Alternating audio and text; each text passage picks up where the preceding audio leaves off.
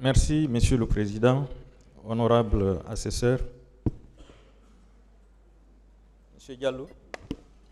Oui, maître. Est-ce que vous savez que la grève de la faim est un droit? Oui, nous le savons. Est-ce que vous savez que l'État nazi est un droit? Non, l'État nazi, je ne le savais pas. Bon, pas de termes comme ça ici, s'il vous plaît, maître. Est-ce que vous savez que vous étiez en train d'exercer votre droit ce jour? Oui, c'est ce que je dis. La grève de faim, c'est des moyens de lutte pacifique. Grève de faim et tant d'autres formes de lutte que d'ailleurs les icônes mondiales ont utilisées. Et d'ailleurs, si on parle aujourd'hui de Martin Luther King, voilà, ou de Nelson Mandela, c'est parce qu'effectivement, c'est des icônes qui ont adopté ces stratégies de lutte non violente comme lutte dans leur combat. Alors, faire de la grève de la faim dans une maison close et dans les bancs des 0 heures, est-ce que cela constitue un trouble à l'ordre public, selon vous? Non, en aucun cas, cela ne pourrait être consécutif d'un trouble à l'ordre public. Alors, selon vous, pour quel motif vous avez été arrêté, si vous n'aviez pas troublé l'ordre public? Non, disons que c'est une arrestation illégale, je ne sais pas, peut-être qui symbolisait ce régime répressif qui était mis en place, cette machine de répression, peut-être qui voulait faire toute voie, qui voulait interdire toute forme de liberté d'expression ou d'opinion, peut-être, ou alors une velléité de conserver le pouvoir. À mon avis, c'est ce qui pourrait justifier cela. Mais nous, en aucun cas, nous ne constituons une menace en quoi que ce soit. Merci. Est-ce que, selon vous, lorsque quelqu'un observe une grève de la faim, doit-il être conduit dans un hôpital ou dans un lieu de détention? D'abord, je pense que ils étaient très, en termes de vision, d'esprit, ils étaient très en retard, parce que dans les conditions normales, c'est des moyens qui attirent les autorités, c'est des moyens de pression qui attirent les autorités. Et vous savez, dans un État normal, l'État prend toutes les dispositions idoines pour ne pas que cette personne perde la vie pendant la grève de faim. Et ce qui fait que vous voyez souvent, dès que premier jour, deuxième jour, c'est les autorités même qui se déplacent vers ce gréviste-là pour essayer de trouver un consensus pour ne pas que le citoyen-là meure pendant la période de grève de faim. Malheureusement, nous, le contraire, c'est de nous jeter dans un conteneur, voilà, avec tout ce que ça suit. Est-ce que cette détention dans ce conteneur fermé, est-ce qu'elle n'est pas synonyme à la diète noire pratiquée au Kambouaro? Ça symbolise la culture d'exécution extrajudiciaire. Moi, je pense que si on nous reprochait de quoi que ce soit, c'était alors d'attendre le matin, d'envoyer une plainte et de nous prendre, de nous dire peut-être que la grève de faim est illégale en République de Guinée, peut-être, ou pendant cette période-là, voyez-vous, mais nous venir à 0 heure, d'abord, en violation de toute forme d'arrestation normale, et nous prendre, voilà, maître. Alors, vous venez de dire que c'était une détention extrajudiciaire. Est-ce que vous aviez été entendu sur PV? Oui. Encore une fois, moi, aux environs de 1 heure, 2 heures, on est venu m'extirper, m'envoyer face à 2 officiers qui voulaient, vaille que je dise les noms là, ceux qui nous financent, nom de ce leader politique-là, ainsi de suite. Voyez-vous. Mais puisque tel n'était pas le cas, nous l'avions initié sur nos propres convictions, pour l'amour de la patrie. Voyez-vous. Donc je n'avais pas de nom à donner. L'appel du premier Miézin, je l'ai entendu, j'étais face à eux. Donc finalement, on nous a fait toutes les menaces, on dit on va le ramener d'abord. On m'a ramené. C'est entre-temps, maintenant, vers les 9 heures, qu'on est venu encore m'extirper de là pour maintenant me désavouer et m'envoyer au niveau de la cellule où il y avait les présumés narcotrafiquants. Est-ce que, face à ces 2 officiers, on vous a signifié les infractions pour lesquelles vous étiez arrêté. Non, aucune infraction. C'est qu'on nous disait vaille que vaille, c'est-à-dire tout ce qui était recherché, c'est que moi je dise des noms.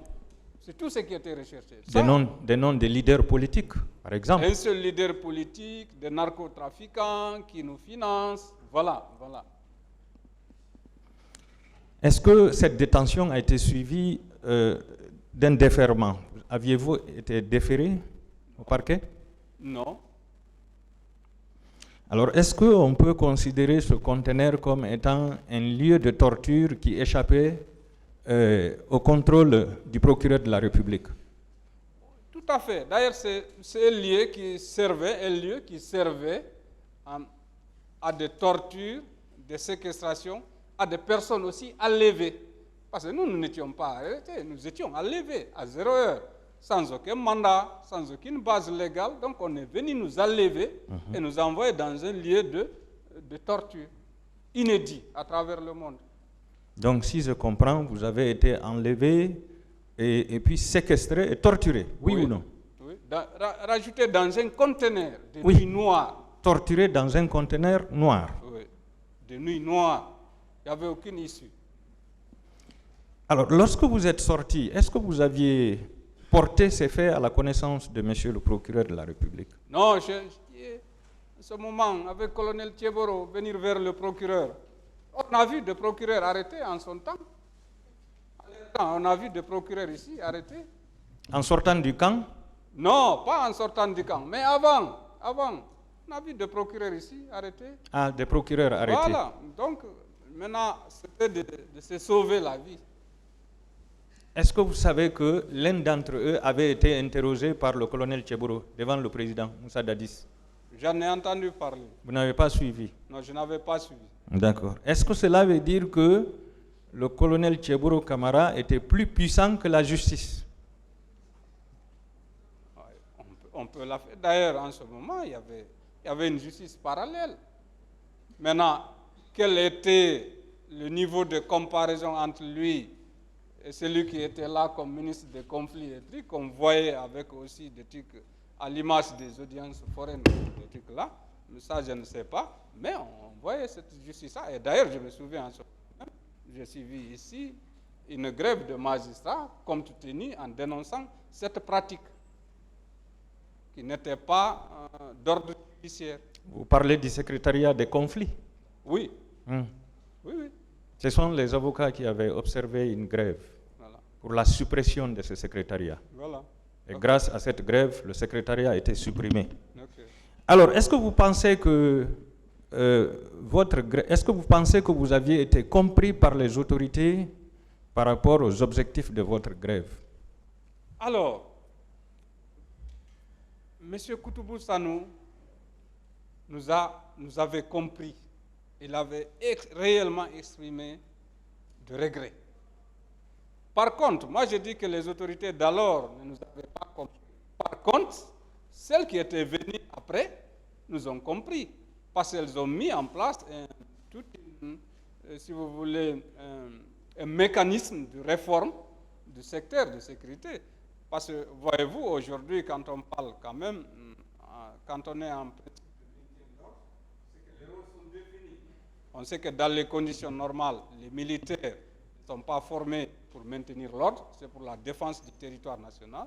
Et le premier corps qui est habilité à maintenir l'ordre, c'est la police. C'est quand elle est déportée dans les conditions normales qu'elle fasse appel à la gendarmerie. Voyez-vous, on sort hier de la dépendance, il y a des efforts qui sont en train de faire dans ce sens-là. Et nous, c'est ce que nous avions dit dans notre déclaration. Et nous avions évidemment demandé d'identifier tous les présumés auteurs des massacres du 28 septembre et de les traduire devant les tribunaux. Ça aussi, nous l'avions noté.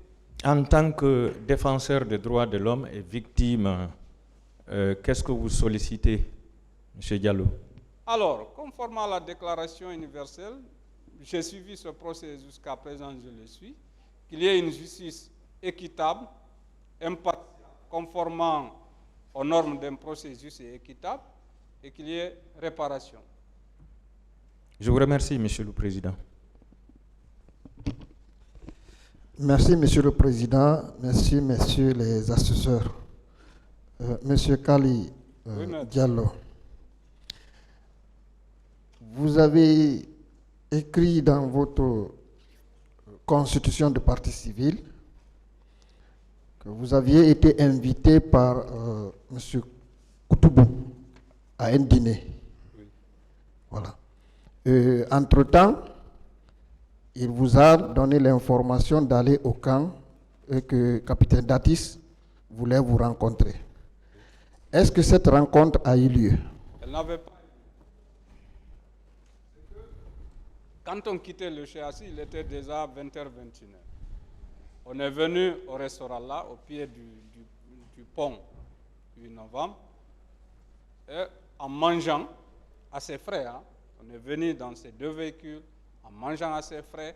Maintenant, pendant que nous mangions, il dit qu'il a reçu un coup de téléphone, il dit le président Dadis nous demande au camp. Maintenant, je ne sais pas quel était le motif. Est-ce que par après, il avait compris avec échange avec M. Koutoubou, nous ne méritions pas ces cas de torture? Ou est-ce qu'il pensait, je ne sais pas, ça je ne peux pas dire. Mais quand même, on est venu, on est resté dans une salle d'attente. M. Koutoubou Sano est monté, aux environs de 1h, 2h, comme ça, il est redescendu. Il dit, bon, écoutez, le président est occupé. Donc, on va rentrer, compte tenu de la situation sécuritaire actuelle, on va rentrer. Quand il me fera signe, je vous appellerai. Et il nous a ramenés. Par exemple, moi, il m'a ramené jusqu'à chez moi. Donc, il nous a pris dans ses propres véhicules aussi. Il nous a ramenés. Bien. Puisque le président avait exprimé de vous rencontrer et cela n'a jamais eu lieu. Alors, quel a été votre sentiment par rapport à tout ce qui s'est passé, les tortures que vous avez subies? Est-ce que vous avez pensé que le président était quelque part complice de tout ce qui était arrivé? Oui, il a laissé faire. Et, à mon avis, il est complice. Parce qu'encore une fois, il était le commandant en chef. Et l'autre était non seulement revêtu du casquette du ministre d'État, donc sur le plan du gouvernement, voyez-vous, et il était officier aussi, voyez-vous, et capitaine Dadis était le commandant en chef des forces armées. Il n'y a eu aucun communiqué condamnant ce que nous avons subi. Donc pour moi, qui ne dit rien consent, c'est pas sûr. Voilà. Bien. Le fait... Et aucune sanction, ni administrative, ni judiciaire, à l'endroit du colonel Thieboro et ses hommes. Voilà, c'est la question que j'allais poser. Je vous remercie, Monsieur le Président.